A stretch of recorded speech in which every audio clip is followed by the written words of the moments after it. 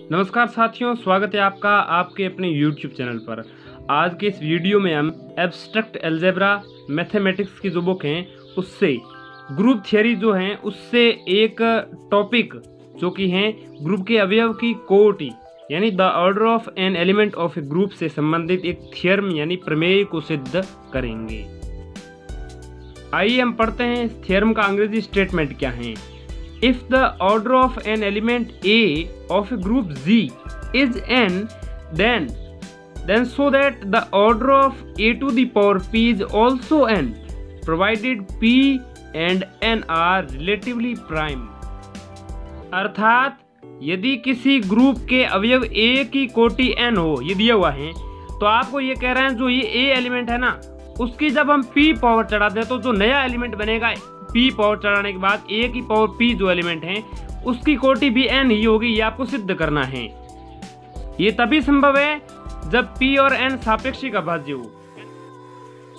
इस थ्योरम का यह स्टेटमेंट है या कथन है, तो इसको हम सिद्ध करते हैं। आइए चलते हैं उत्तर की तरफ, हल के तरफ। माना G कोई एक ग्रुप है जिसका एक स्वैच्छिक अवयव A है, ठीक है। उस A अवयव के कारण ही तो ये A की पावर P और A ये दो एलिमेंट्स बनेंगे जिनकी जो ऑर्डर है वो दोनों की n ही है। ये हमें सिद्ध करना है यदि P और n सापेक्षिक अभाज्य हैं। तब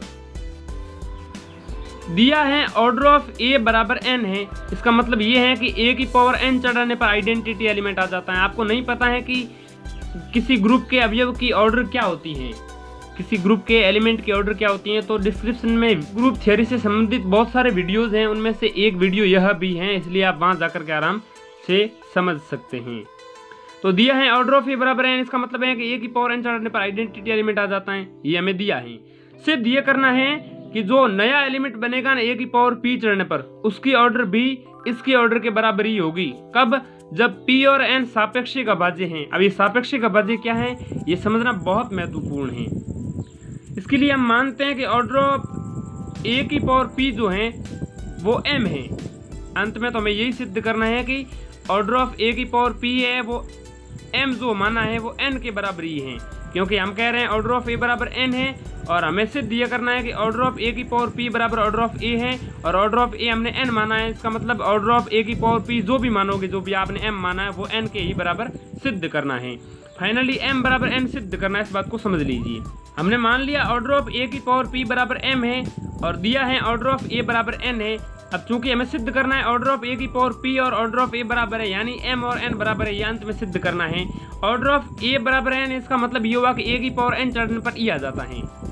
अब a की पावर n चढ़ने पर e आ जाता है, ये हमें दिया हुआ है और इसकी सहायता से हम a की पावर p निकालेंगे। तो a की पावर n बराबर जो e है, a की पावर n बराबर e के दोनों ओर घात p चढ़ने पर इस तरफ भी घात p चढ़ा दो, तब बनेगा a की पावर n उसकी घात p और दूसरी तरफ है आइडेंटिटी एलिमेंट उसकी घात p।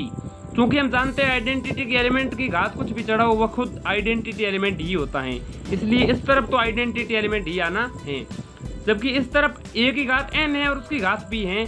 क्योंकि हम जानते हैं a की घात n और उसकी घात p है, तो इसको हम लिख सकते हैं a की घात p उसकी घात n, या लिख सकते हैं a की घात n p अच्छे से। ये तो इसलिए a की पावर n की पावर p उसको लिखा जाएगा a की पावर p की पावर n, इस तरह से भी लिखा जा सकता है। तो इसको हमने सरल किया तो ये इस प्रकार से मिला कि a की पावर p उसकी पावर n चढ़ने पर आइडेंटिटी आ रहा है, यानी a की पावर जो p एलिमेंट है उसकी पावर n चढ़ने पर आइडेंटिटी एलिमेंट आ रहा है।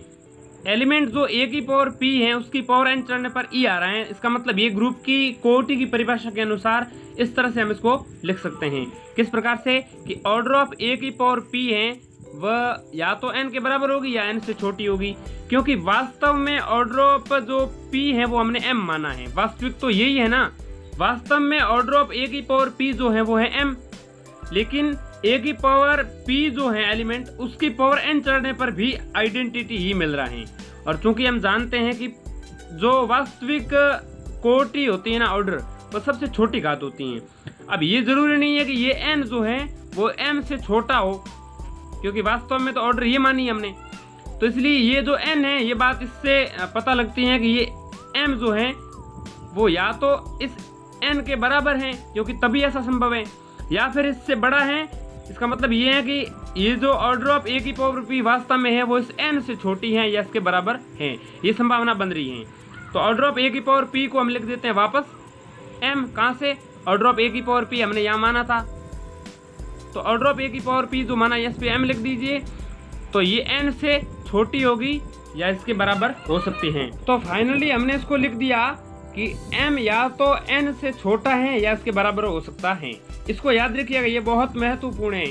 इसी तरह का एक समीकरण आगे बनने वाला है और दोनों से एक कॉमन चीज हम लेने वाले हैं जो कि हमने पिछले थ्योरम में भी ली थी। अब देखिए यहाँ पे साफ साफ कह रहे हैं कि p और n यदि सापेक्षिक अभाज्य हैं तो ऐसा संभव है। ठीक है, अब p और n सापेक्षिक अभाज्य हैं तब कैसे संभव है और सापेक्षिक अभाज्य है क्या आखिर। पुस्तक में साफ साफ कह रहे हैं कि जो एलिमेंट a है उसकी ऑर्डर n है और जो एलिमेंट a है उसकी पावर p चढ़ने पर जो नया एलिमेंट बनेगा a की पावर p उसकी ऑर्डर भी n है।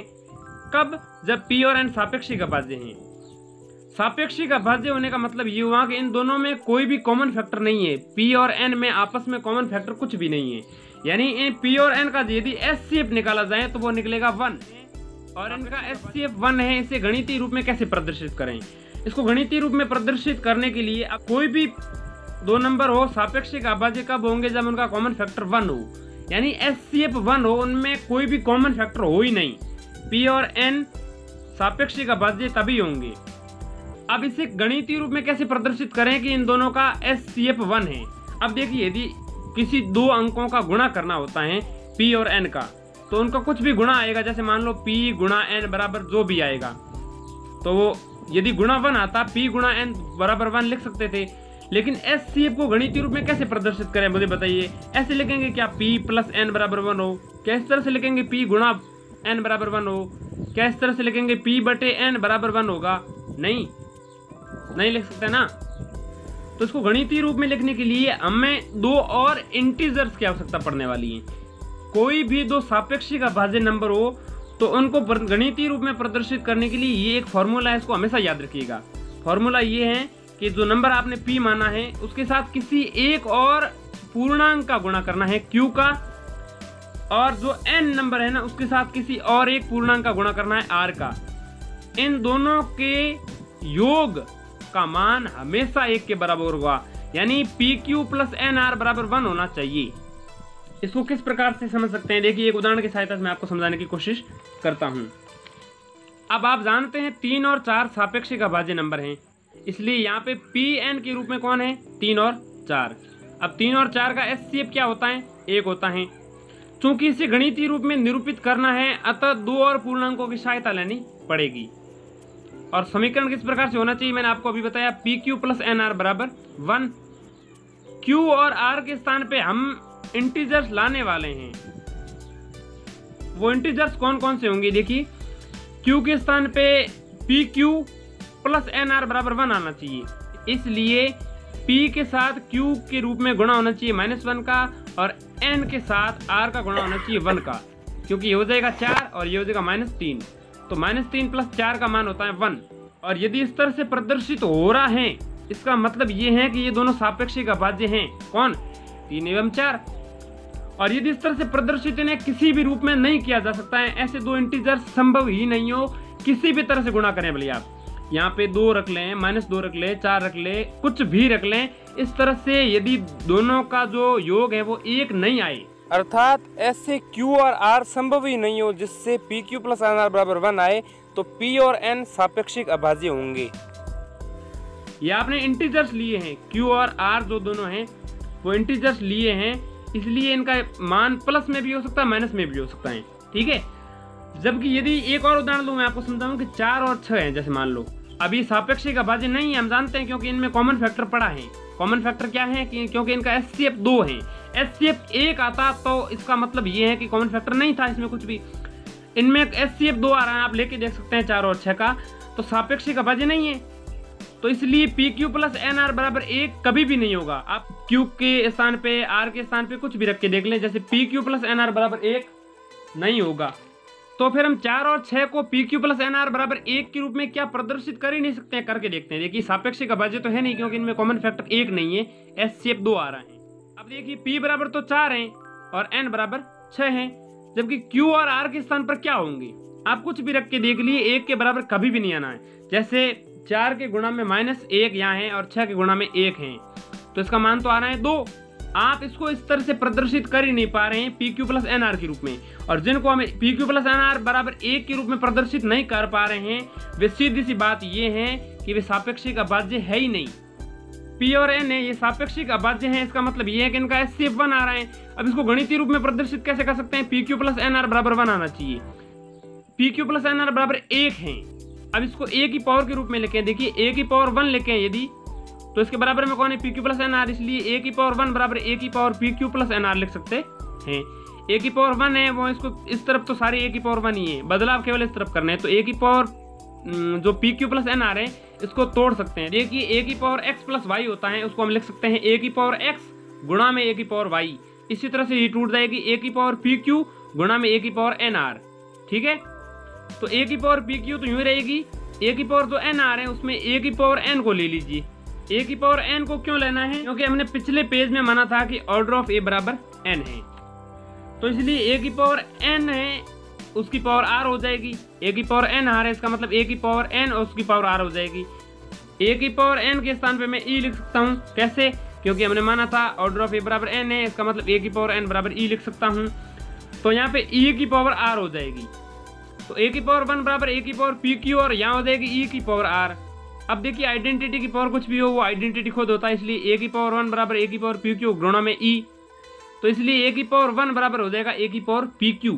अब देखिए ये तो हम सिर्फ बीच में सहायता ले रहे हैं PQ प्लस NR बराबर 1 से, हमारा ये मूल उद्देश्य है ही नहीं। हमारा इन सब की सहायता से मूल उद्देश्य ये है कि हमें ये सिद्ध करना है कि ऑर्डर ऑफ A है वो ऑर्डर ऑफ A की पावर P के बराबर है, क्योंकि हमने ऑर्डर ऑफ A n माना है, और ये कह रहे हैं कि A की कोई पावर P चढ़ा दी जाए उसकी ऑर्डर भी n ही होगी। कब? जब सापेक्षिक अभाज्य हो, तो सापेक्षिक अभाज्य होने के लिए ये जरूरी है PQ प्लस NR बराबर, इसलिए इसकी सहायता से हम क्या लेके आ गए? A की पावर 1 बराबर A की पावर PQ। इसको याद रखिए, इसका काम में लेने वाले वापस देखिए, तो A की पावर m बराबर इस बार सहायता लेने वाले हैं। अब A की पावर m की सहायता क्यों लेने वाले हैं? देखिए, क्योंकि हमने माना था एक ऑर्डर ऑफ A की पावर P है वो m है, और अंत में हमें सिद्ध करना है कि m बराबर n है, तो ऑर्डर ऑफ A की पावर P बराबर m, तो इसलिए A की पावर m चढ़ा देंगे, तो वो क्या होगा? A की पावर 1 और उसकी पावर m, और A की पावर 1 क्या आया है? A की पावर PQ, तो A की पावर m बराबर हो जाएगा A की पावर PQ की पावर m।